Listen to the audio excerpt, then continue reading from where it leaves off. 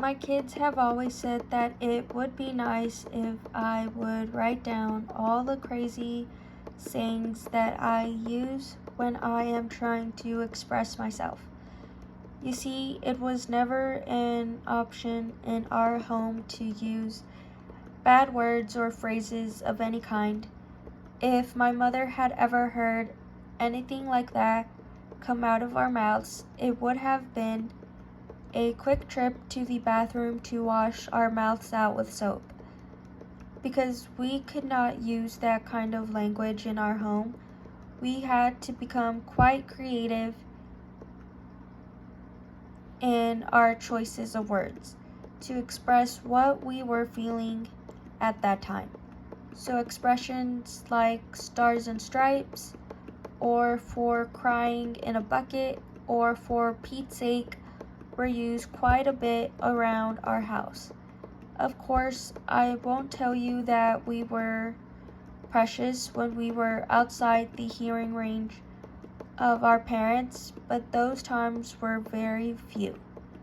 I guess that is the reason why I cringe when I hear some of the language coming out of the mouths of some very young children in this day and age. I have no idea where some of these phrases come from.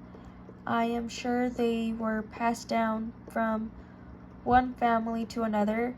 I got to thinking, however, of some other phrases I have heard from time to time and decided to do some research to find out where they come from.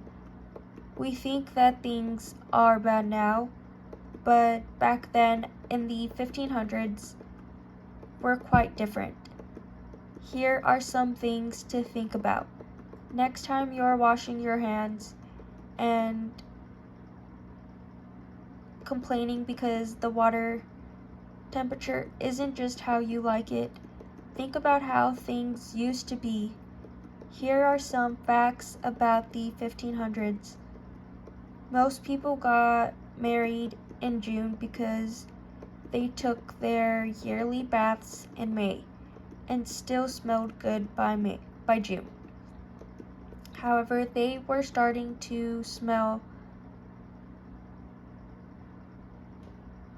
so brides carried the bouquet of flowers to hide the body odor. Now really there is no real evidence that June was a popular month to get married until the last 100 years. Flowers have been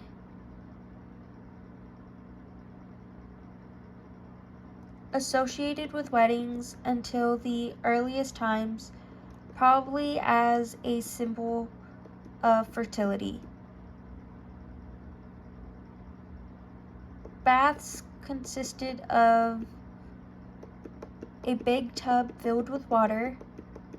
The man of the house had the privilege of the nicest, cleanest water. Then all the other sons and men, then the women, finally the children. Last of all, the babies were given a bath.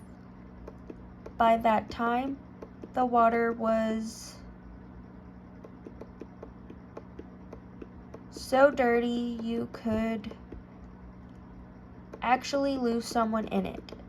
Hence the saying, don't throw the baby out of the bath water. I am not sure that is exactly true, but it does make a very good story. Houses had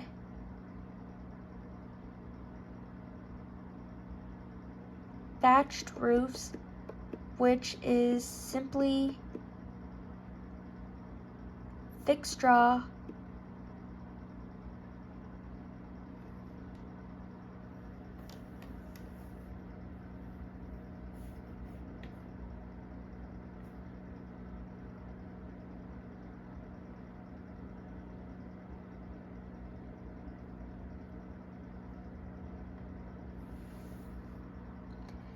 thick straw piled high with no wood